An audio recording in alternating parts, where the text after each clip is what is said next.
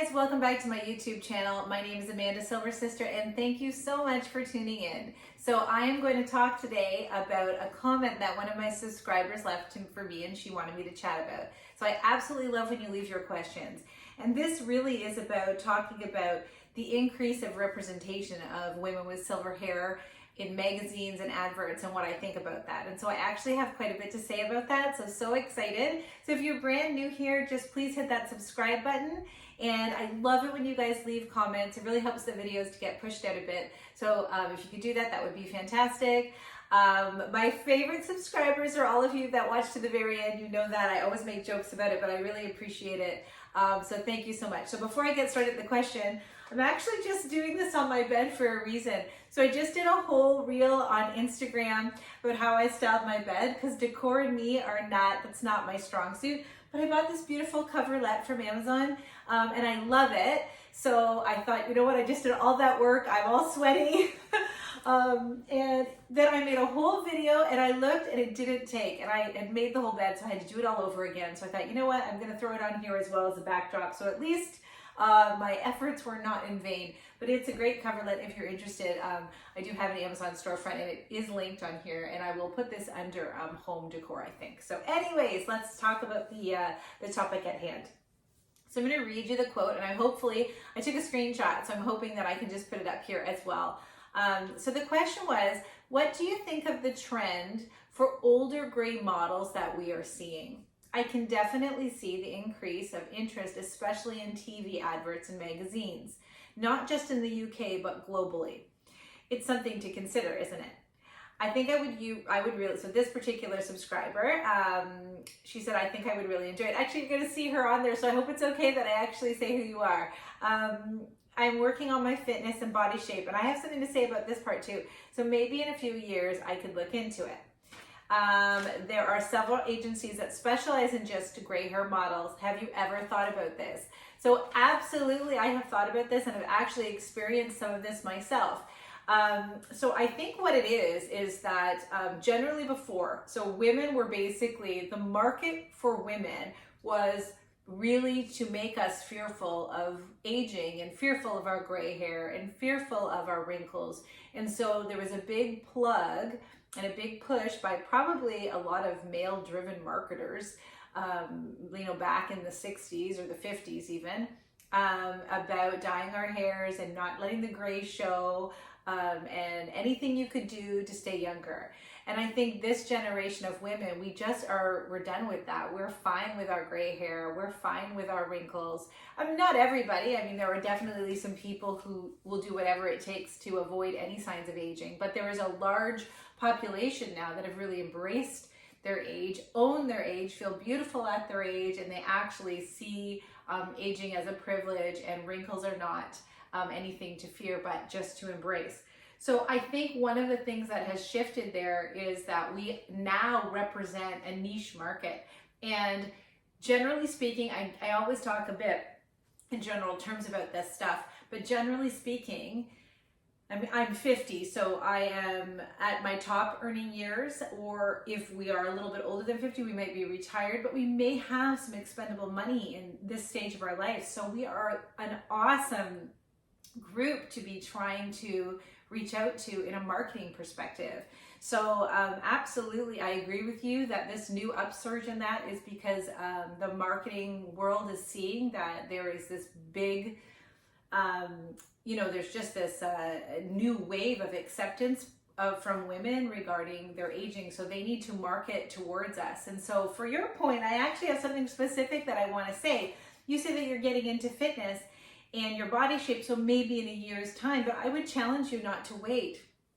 I think the other thing that has changed is that we are no longer loving perfection. So I want to see somebody, who looks like me in a one piece. You may have a little bit of a muffin top right there because she's 50.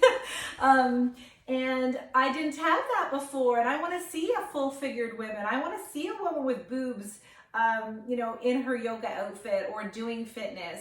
Gosh, I want to see somebody who looks like me or whatever you look like doing our thing. So I don't think that, we all know now that fitness is not just about our physical look. We need to have cardiovascular health. We need to have, actually, one of my pet peeves about fitness, and I'm probably going to get in trouble for saying this, is, you know, you see all these amazing people who've gotten fit, and that's great that they've gotten fit, but they get boob jobs and they get hair extensions and they do all these fake things. And I'm like, well, that's not actually, to me, what a real body looks like. So you're sort of marketing fitness, which is great, but you're also enhancing it in such a way and then selling it as something that you've accomplished truly just by fitness. And so I think we have to be very careful. So I don't think that you should wait to want to pursue it. I know for me, I gravitate towards real and genuine and not perfection. So yeah, I don't think that you should wait at all. So yeah, that's what I think. I think it just really is something that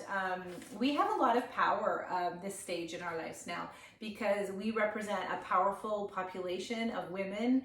And I think that people are starting to sit up and take notice. And so for my own life, how I've seen this work in my own life, many of you know, and I probably speak a little bit too much about it, that I have a very strong following over on my Instagram.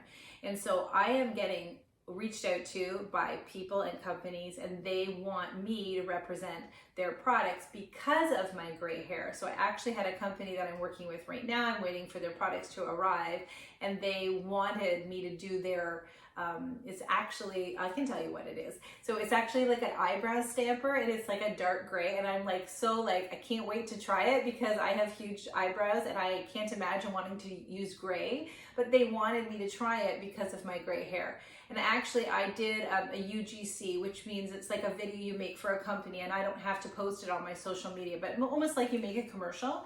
And it was for a company where you scan your receipts and then you get something back. And so I've actually started using it. That's kind of a cool little account. Saves money whenever you can. It's fine. But what I really thought was interesting is they specifically said that they were looking for women over 50. And honestly, I think they see the gray hair and they see that, you know, women over 50. I represent that market, and I think it was a market that they wanted to tap into, and I thought it was a great idea. I'm all about anybody being able to save money. So anyways, the reason, the takeaway from that story is they actually found me on my social media because of my gray hair, and then they asked me to make a video for their app, which I thought it was, I always look at things first to see if I like it, if I want to endorse it. It seemed really good to me. I'm actually, like I said, I'm using it myself.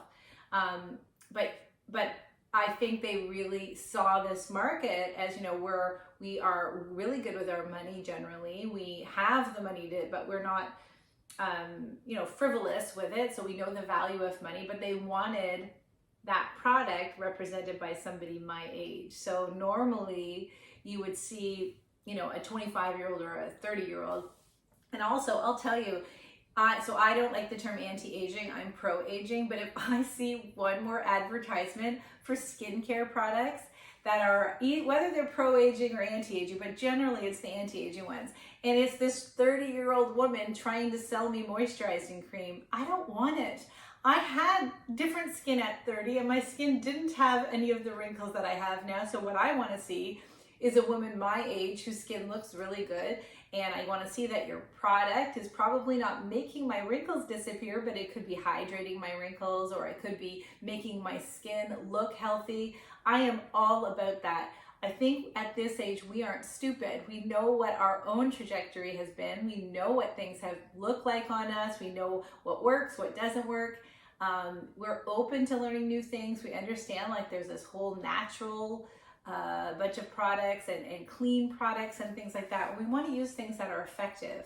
So yeah, I absolutely think this was a great comment. I totally appreciate it. I hope you like my video. I hope you like my comments about it. But that's how I feel. I want to make sure that I answered anything. So I also don't think this is going to be a trend anymore. I think it's here to stay. I think people, and I've seen it a lot in the other Silver Sisters that are on my Instagram. They are getting work all the time. Now this is just my side hustle. I love coming on here and making the videos.